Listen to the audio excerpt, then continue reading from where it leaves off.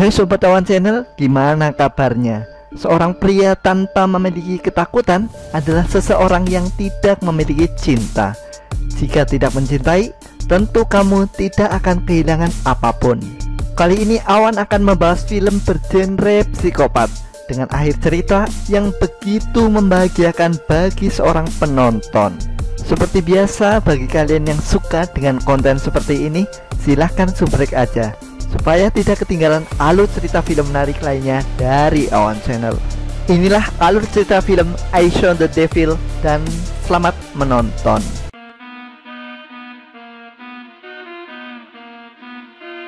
Diawali dengan adegan di mana seorang gadis bernama Jo Yeon yang sedang mengendarai mobil di malam gelap gulita di tengah hutan sendirian. Dia adalah anak seorang detektif Kang dan kekasihnya adalah seorang badan intelijen negara. Sial bagi Jo Yeon karena mobil yang dia gunakan banyak bocor di tengah hutan. Di tengah rasa takut yang amat sangat, Yeon mencoba tenang dengan menghubungi jasa mobil derek dan mencoba menghubungi kekasihnya yang diketahui sangat super sibuk. Tanpa diduga, seorang pria tua tiba-tiba muncul dan menawarkan bantuan. Dia bernama Kyung Chul. Biar gampang, sebut aja Pak Chul. Yeon memutuskan tidak membuka pintu dan tetap di dalam mobil untuk menunggu mobil derek yang akan menjemputnya. Tapi tiba-tiba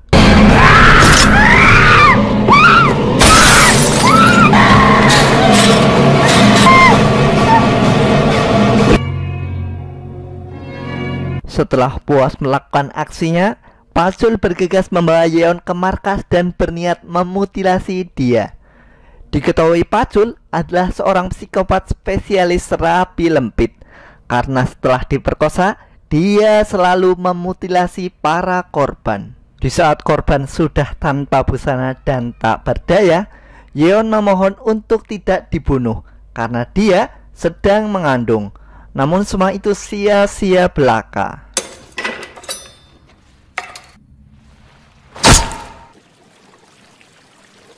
Scene beralih di mana seorang anak menemukan potongan telinga di dalam kantong plastik di tengah kebun, dan polisi segera bergegas menyelidikinya.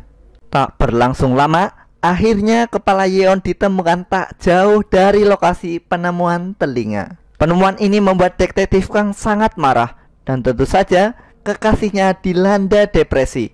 Dia berjanji akan memberikan rasa sakit yang amat sangat dan penderitaan begitu pelakunya ditemukan.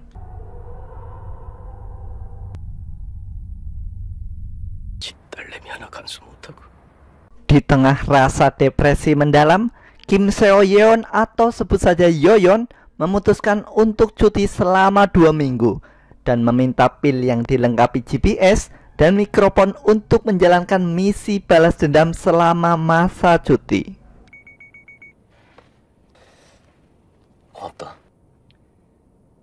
Tak lupa Yoyon juga meminta berkas-berkas terduga pelaku kepada detektif Kang, calon mertuanya itu. Yoyon bergerak cepat dengan mendatangi satu persatu nama-nama terduga pelaku. Sampai akhirnya dia menemukan terduga yang diyakini adalah pelaku, yang tak lain adalah Pak Chul. Scene beralih di mana seorang gadis sedang menunggu kedatangan taksi di malam hari.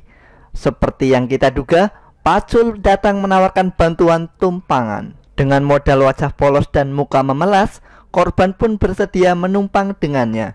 Sampai di suatu jalan di dekat markasnya, korban pun dipukul sampai pingsan.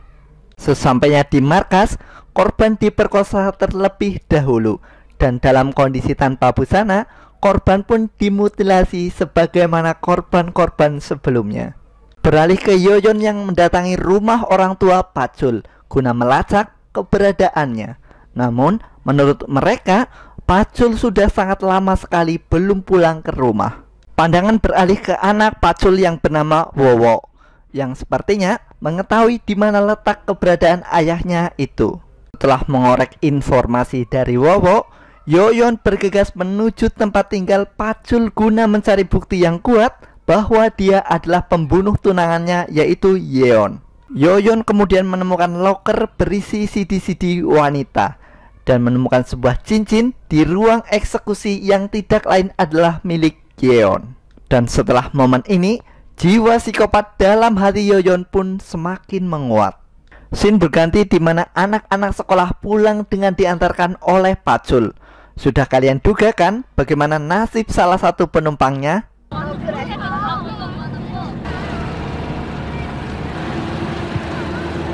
Di saat Pacul akan memulai aksinya, tiba-tiba Yoyon muncul dan dengan sangat mudah mengalahkan Pacul.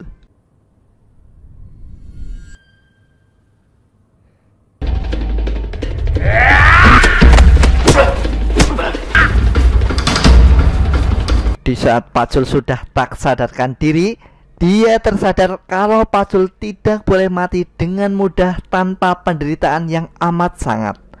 Oleh sebab itu, Yoyon hanya mematahkan pergelangan tangannya, memasukkan pil GPS dan speaker ke dalam mulutnya, serta memberinya uang untuk berobat. Singkat cerita, Pacul pun tersadar dan mencoba berjalan menuju klinik untuk mengobati patah tangannya itu. Di tengah perjalanan, Pacul menumpang sebuah taksi yang ternyata berisi penumpang yang akan membegal taksi tersebut. Dengan bermodalkan jam terbang sebagai psikopat libido garis keras, Pacul berhasil mengalahkan mereka dengan sangat mudah.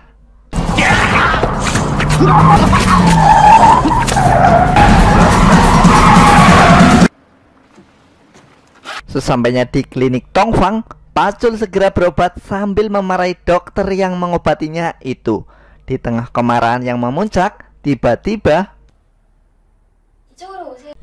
muncullah sesosok suster yang cantik yang membuat libidonya naik lagi. Apalagi kemarin belum tersalurkan gara-gara kehadiran Yoyon. Setelah itu, Pacul menggoda sang suster dan mengunci sang suster berdua dengan tujuan memuaskan nafsu bejatnya. Namun beruntung Yoyon terus memantau pergerakan Pacul melalui GPS dan mikrofon yang ada di tubuhnya. Alhasil, dia mendatangi Pacul dan menggagalkan tindakan bejatnya itu.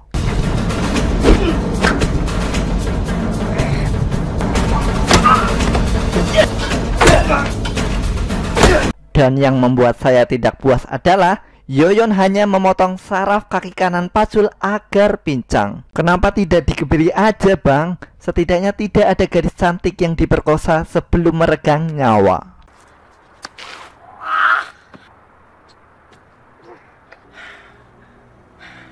Scene beralih di mana Yoyon mendapatkan telepon dari sang adik untuk menghentikan aksinya dan menyerahkan kasus ini kepada kepolisian.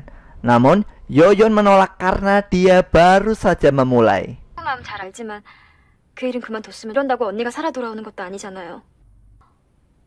나는 뭐 딴 식구예요? Beralih ke Pacul di mana dia sedang berkumpul dengan temannya yaitu Hojin dan istrinya. Hojin malah memiliki hobi yang lebih mengerikan, yaitu menculik wanita dan memakannya.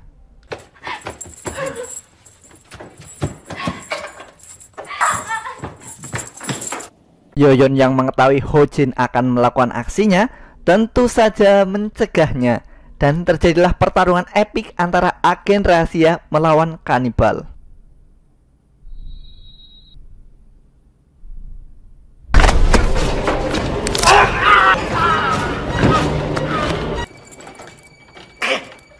Di saat Yoyon akan membunuh sang kanibal, Pacul pun muncul dan membuat film ini semakin menarik.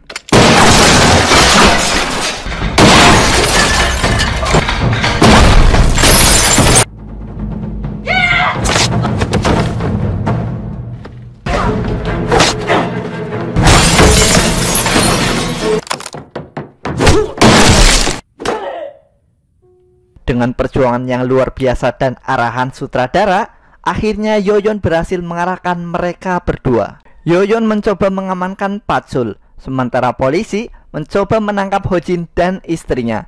Namun sesampainya di rumah sakit, Pacul mendengar dari percakapan detektif Park tentang pil GPS dan mikrofon yang ada di dalam perutnya saat ini. Terlebih lagi, Pacul juga melihat cincin yang dipakai Yoyon sama dengan cincin yang dipakai Yeon, salah satu korban mutilasinya tempo dulu. Alhasil, Pacul menyadari kalau Yoyon adalah tunangan Yeon. Pacul mencoba melarikan diri dan bergas menuju klinik, lalu memakan obat pencuci perut untuk mengeluarkan pil pelacak di tubuhnya.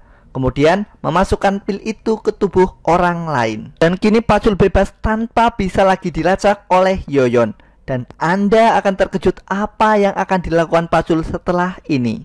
Pacul segera memulai aksinya. Dimulai dengan menelpon detektif Kang bahwa dia akan menyerahkan diri.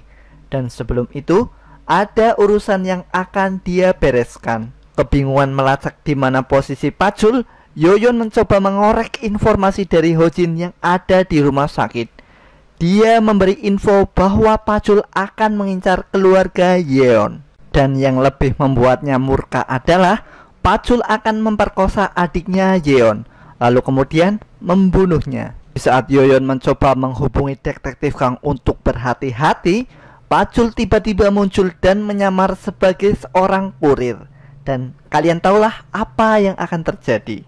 Detektif Kang akhirnya terbunuh. Tak berselang lama, adik Yeon yang cantik jelita pun datang. Tentu saja, dia juga diperkosa lalu dibunuh seperti korban-korban yang lain. Setelah sukses menjalankan semua aksinya, Pacul bergegas menyerahkan diri. Namun, di tengah perjalanan, tiba-tiba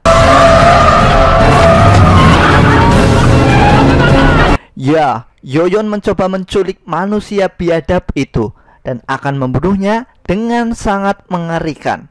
Tentu saja dia ingin Pacul sangat menderita dan sangat ketakutan di akhir hidupnya. Sebelum dibunuh, Pacul mengatakan bahwa dia sudah menang karena berhasil membunuh orang-orang yang dicintai Yoyon.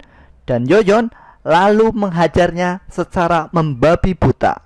Setelah itu, Yoyon mengikat tali ke sebuah pintu yang apabila pintu dibuka, maka otomatis sebuah alat pemenggal akan membuat kepala Pacul putus menggelinding bagaikan sebuah bola. Tak lupa Yoyon juga menyumpal mulut Pacul agar dia masih bisa berteriak, namun dengan suara yang tidak jelas. Dan di saat-saat itulah dia benar-benar ketakutan akan kematiannya sendiri. Alhasil teriakan Pacul membuat keluarganya datang dan pintunya pun terbuka. Sampai akhirnya sebuah kepala orang yang mereka sayangi menggelinding ke arah mereka. Beralih ke Yoyon yang dilanda kesedihan. Walaupun Pacul sudah tiada, namun kematiannya tidak bisa mengembalikan nyawa orang-orang yang dicintainya. Dan film I Saw the Devil akhirnya tamat.